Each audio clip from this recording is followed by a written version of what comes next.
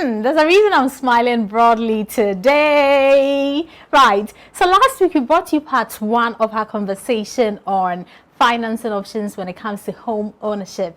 Today we bring you part 2 of that conversation. I promised I was going to bring you part 2 of that. And so today, last week we spoke about the basics, the documents needed, the requirements, amongst other things. Even for our friends in the diaspora, there are options for you, particularly when you want to buy a house in Ghana. Today we get to delve a lot more into that. And I still have with me my special guest. Before I introduce him, let's go for a break. We'll be back shortly. This is the Buena Vista Homes Real Estate Show with me, Efia Fuswa. The show is proudly sponsored by Buena Vista Homes, where homes are not built but crafted. We are back shortly. As I love to refer to him. Now, last week we spoke about the basics when it comes to mortgage application. Now, again, I would like you to rehash on the options available for our friends in the diaspora. You did indicate they can give you a call, talk to you when they want to buy a house. What more is there for them to know? Well, I think it's essential that they realize that geography or wherever they live isn't a limit, a limiting factor in this conversation. Everything we've spoken about applies to them as well. So whether you live in Japan or Australia, wherever you are, you can buy a property in Ghana using a mortgage. The fact that you're non-resident doesn't disqualify you. The requirements are pretty much the same as they are for those residents in Ghana. We want to see proof of income. We want to see proof of address. We want to see your, fill an application form, obviously, and then we run credit checks on you. So it's kind of similar to what the resident applicants provide. You don't have to be in Ghana. You don't have to be here. Oh, that makes it a lot easier. When everything is done, when we've approved you, the loan is ready to be disbursed, there are agreements that need to be signed. Some choose to come down to sign, others to appoint power of attorney here to sign. Others still ask us to ship the documents to them wherever they are. So we courier documents to you, you sign, courier them back. So there are ways around all the perceived obstacles. So the important thing is if you want to buy a property using a mortgage, the fact that you're not in Ghana shouldn't be an obstacle. Right. How important is age in determining one's qualification for a mortgage? So age as it relates to retirement is the limiting factor. So in other words, if you're 60 and the retirement age in the country in which you live is 65, as far as we are concerned, you've got 5 years to go. And if you're 59 and the retirement age is 60, you only have 1 year to go. So we are looking at where you are and how many years you've got to legally be in employment, given the kind of work you do. If you're self-employed, you work for yourself, you run your own business, you're a trader, you're a lawyer, you're a doctor, you run your own operation, then in other words, you don't have to retire. There's no limit on your working life, so to say. We take a different view on that, and we come to some kind of credit decision, how many years we can comfortably give you. But at any rate, we normally stop at 70. Because we think regardless of who you are, what you do at 70, you'll probably be slowing down a bit. But even then, some people have shown us income that have gotten us to go past 70. So it depends on who you are, what you do. But if you're in the formal sector where the retirement age is 60 and you have, say, 3-4 years to go, as far as we are concerned, that's how much runway you have left. And we give you credit, but just for that period. So your loan repayment period will be restricted to the 3 years you have left. So there's a beautiful couple watching us now. They've seen a beautiful house at Buena Vista Homes. They want to buy. What are the options for them? They shouldn't delay. I mean, going back to your earlier question about age, a lot of people procrastinate on this. They decide they want to do it, then something else happens, and then they defer. Before you know it, you don't have enough years ahead of you to qualify for a loan to do it. But that beautiful couple, I think they should pick up a phone today, call Buena Vista, and get the conversation going. Pick up the phone today and call us. The number to call is 0303 401 401 or 050 130 4728, or reach out via www.mybuenahomes.com. So this is beautiful couple watching this now. Right, Exactly. carry on. No, definitely. They call Buena Vista, get that offer letter, come to First National, and let's sit down and look at their numbers for them. Right. Speaking of couples, I think I didn't touch on it when we spoke earlier. We do accept joint applications. Wow. So husband and wife, the couple, siblings, brother, sister, we accept joint applications. Wow. Now, it's important to underline this, because people often say, well, I don't qualify for the loan because I earn 3,000. Okay. But if you earn 3,000 and your wife earns 3,000, all of a sudden you earn 6,000. And that's a bit more than 3,000, and you qualify for more than you otherwise would have. So we accept joint applications, and we look at the combined strength of the formal income, if they are in formal employment, plus any other verifiable sources of income they can show us. So, for example, we've seen applications where husband is a civil servant, wife is a civil servant, but they also own a school. Okay. Right? So we look at their salaries from wherever they are, and then look at the income that's coming to them from the school, and together form a credit opinion. Right. And let's go for a quick break. We'll be back shortly. This is the Buena Vista Homes Real Estate Show, proudly sponsored by Buena Vista Homes. Reach out to us on our website, www.mybuenahomes.com, or give us a call on 0303 401 401 or 050 130 4728. Let's go for a break. We'll be back shortly.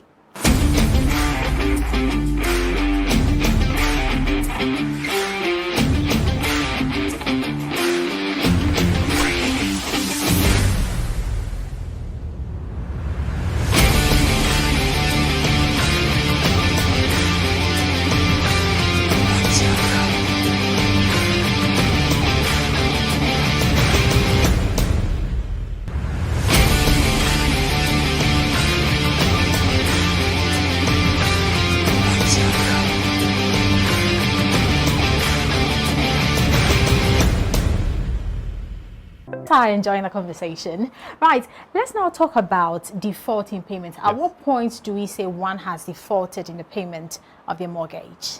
Right, so when the loan is extended, when we disburse the loan and you've moved into the house, you are given a schedule of installments to make in terms of your monthly repayments.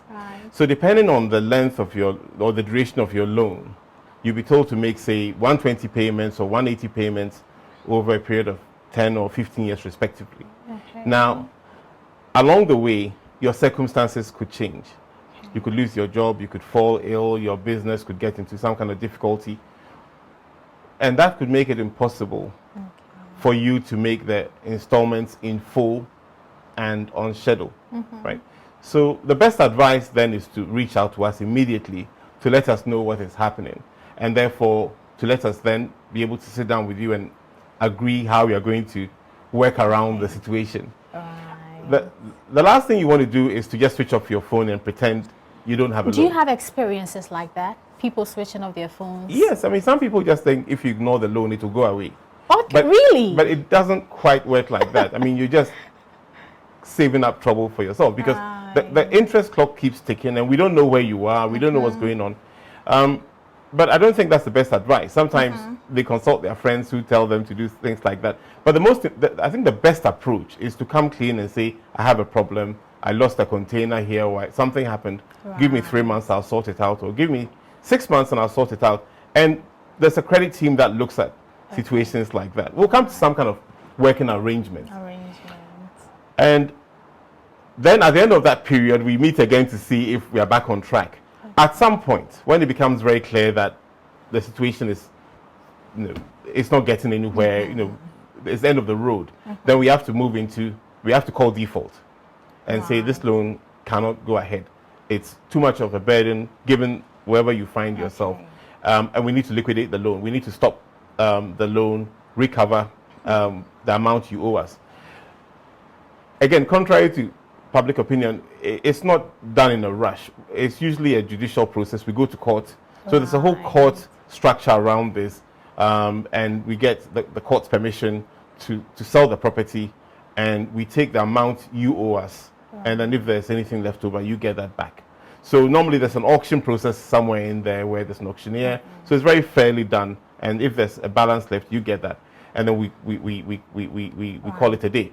Now, some people, those who really understand how these things work, actually fast track that. They'll actually go find a buyer themselves and bring the buyer to the table and say, well, instead of going through the courts and auction and all of that stuff, I found someone who wants to buy the house. And they can sometimes even get a better price than they would have gotten if they'd gone through the whole auction process. So there are ways to go through it. But the best approach, I think, is constructive engagement. Work with us. Let's understand what's going on. Because I mean, we are on the same side here. We are all trying to get a good outcome. Right. So how much grace period do you give to someone who defaults? That's always a difficult one to answer. I mean, it depends on the circumstances. I mean, really, that's why you need to tell us what's going on. And there's a credit committee that looks at it and decides, given the extenuating circumstances here, we are happy to go X months or Y months. So, yeah, so normally it's a case by case basis. What's the longest someone has enjoyed? I think off the top of my head, I would probably say between 6 and 9 months. There was this particular scenario around the property and we knew the background to it, so we were happy to sit out 9 months to see how it would play out. But it depends on really what is going on and whether the outcome can be determined. In some instances, you know, imagine a scenario where someone took a loan and had a factory producing, say, tomato paste, for example. And let's say the factory burned down and let's say he didn't even have insurance on the factory. It's very clear right from the beginning that this isn't going to go anywhere because he has all kinds of issues to deal with. And our job there is to save the customer by truncating the loan process and liquidating the house, clearing the loan, and then giving the difference back to them so that they don't keep on accruing interest on a loan that clearly they can't service. Okay. What also happens when the applicant passes on, unfortunately? Right. So that's a good question. There used to be a requirement where when you take the application or when you take the loan, you're required to take two kinds of insurance: life insurance for the borrower and property insurance for the property. So two mandatory insurance policies that have to be in place. We've waived the first one. So life insurance is now optional, even though it's very good to have it. It's now optional. Property insurance is mandatory. So back to the example I gave a few seconds ago, if your property burnt down, it's a very rare occurrence, but it sometimes happens. At least the property insurance kicks in. If you don't have life insurance as a borrower, then not just passing away, but if you become permanently disabled, such that you can't work, we have a problem. You have a problem, we have a problem, because you are unable to service the loan any longer. And your remaining spouse, your surviving spouse and the children are put in a very awkward situation, right? Because the property will have to be foreclosed upon, and it's a very uncomfortable place to be. And unfortunately, we've been in that situation. You mentioned something, foreclosed. Yes. Foreclosed means we're going to court to recover the property, sell it through a judicial auction, and wind down the loan. I mean, we're essentially taking the house back, selling it, going through the books to see how much you owe us. We make sure that's paid off. If there's any remainder, you get that. So the whole is done in a very organized manner. Now, if there's an insurance policy which is fully paid up, the insurance company pays the loan, and so the surviving spouse and children are able to live in it peacefully and go about their business. So it's always good, a good practice to have a life insurance generally, but especially if you have a home loan. You're watching the Buena Vista Homes real estate show. The show is proudly sponsored by Buena Vista Homes, where homes are not built, beautifully crafted. Reach out to us on our website, www.mybuenahomes.com. We go for a break, and we are back shortly to stay. You're welcome back. You're watching the Buena Vista Homes real estate show. The show is proudly sponsored by Buena Vista Homes, where homes are not built, but beautifully crafted. I still have with me the housing money man, Kojo Adokufo, executive head of mortgage business at the First National Bank. Hello, Kojo. Hi, yeah. Right. Let's now talk about, is there a limit to the number of times I can apply for a mortgage? No, there isn't. It all comes down to your income. your income and how you behaved the previous times you came. But if you came, took a loan, bought property, paid off, came again, then we have a very good relationship. Yes, definitely. We are always happy to have you back. Okay. Earlier we spoke about age in terms of pension. Yeah. But then how about I just came out from school, I graduated, I've started working. What are the options available for me? Well, to the extent that you found yourself your first job and the income gets you on the property ladder. Okay. We are happy to have you. Okay. And I think it's a very important point to raise because sometimes there's this impression that, oh, you have to wait till you're 50 before you buy a property. Very important point. But it's not necessarily the case. We've had very young applicants come to us straight out of school. What's the youngest you've seen so far? We've had early 20s. Hey, 20-year-olds are buying their early homes. 20s. And the reason why, because all they're looking to buy is a parcel of land. Right. Right. So they've seen some land they like and they've applied. But there's a 20-year-old watching us now. They want to buy a house from Buena Vista Homes. When they come to you, what would happen? Well, we'll look at their income. So if they're 20-year-old and they are serving their national service year, for example, we know how much national service. But this 20-year-old is he has a sika. That's the point I'm making. He or she has a sika. Well, they have the income. It's the income we are looking for. Okay. Yes, because we are trying to assess the income. Right. Right. So where's the income coming from? Maybe they are a rock star. Maybe they play basketball for an NBA somewhere. We've had people like that. Yeah, lately we have 20-year-old millionaires. Exactly. And all so of that. we just check the income to make sure that one is verifiable. And two is sustainable. And if we are comfortable, we go ahead and do it. But we have had young applicants in that age range come to us. So it's possible. I guess that's the moral of this point, that it is possible. You can think about the higher end properties later, but 20, you can start with just a parcel of land, pay it off, and then go from there. All right. Let's now talk briefly about your relationship with Buena Vista Homes. How did it start? How has it been in the past years? Well, we've been, as the Buena Vista and First National have been together. Before First National, it was GHL Bank. Before GHL Bank, it was Ghana Home Loans. We've been with Buena Vista ever since we were in the industry before us. They would have started late 90s. We came along 2006. And we've been together ever since. I mean, we funded a lot of their properties from Celebrity Golf to Beach Drive and everything in between. So we know each other very well. We're very familiar with their processes, with their requirements, and they are with us as well. So it's a very good relationship. We like their product. Anybody who's stepped in their property would know that. Tell them. No, it's a statement of fact. I mean, it's. I mean, I like the way you describe it, beautifully crafted. It's very well built, and obviously the architects, so they bring a whole different dimension to the construction. So it's a good product, and I think what you're offering is the best of both worlds, because we are also an excellent brand that's helping you with the financing. So together, the experience can only be a positive one. I think it's important that anybody listening or watching this program don't just take our word for it. They actually come on to a Buena Vista site and take a tour, and then come over to our end and understand how, if they need funding, that is, they can use us at First National to buy themselves. Right. Now, First National Bank, you've been doing so well when it comes to mortgage and all that. How's the journey been like in the past years? Right. So First National Bank is part of the First Rand Group out of South Africa, and First Rand is by far and away the largest, if not one of the largest banks on the continent. The global brand, very well established, and it's a stable of different kind of financial institutions, retail, commercial banks, investment banks, car, auto loan businesses. So it's a very impressive array of businesses under the umbrella of First Rand Group. I invite your listeners to visit the website and find out what First Rand is all about. But in Ghana, we are here as First National Bank. And in 2020, First National Bank and what was then GHL Bank merged. So what used to be Ghana Home Loans and then GHL Bank merged with First National. It's now First National Bank Ghana.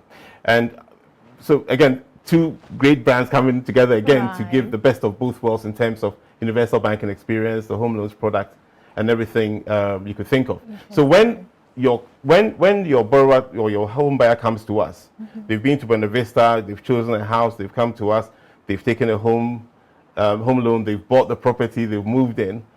They are then invited to enjoy the full suite of products. I mean, and I really mean commercial, corporate, treasury, forex, and behind that stands an exceptional global brand. That's the first brand.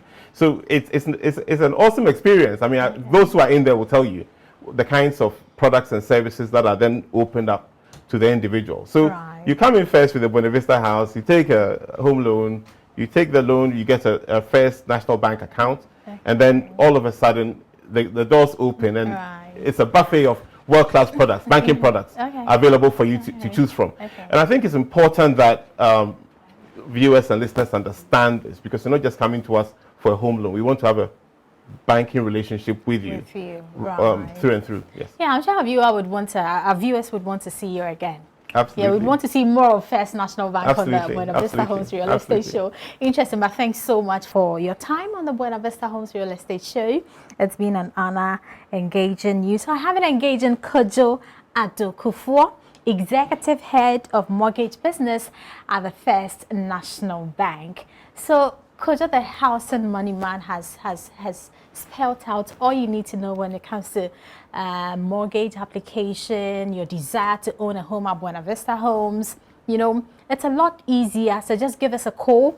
The number to call is 0303 401 401 or 050 130 4728, or reach out to us via our website www.mybuenahomes.com. We are back same time next week with another power-packed edition of the show. As always, you know I love to bring you the best. There will be a rebroadcast of this episode on Wednesday at 5:30 p.m. on the Joy News platform, or you can always watch us on our YouTube handle. Just search for The Real Estate Show and you would find us. We are back same time next week. Have a lovely weekend. Bye.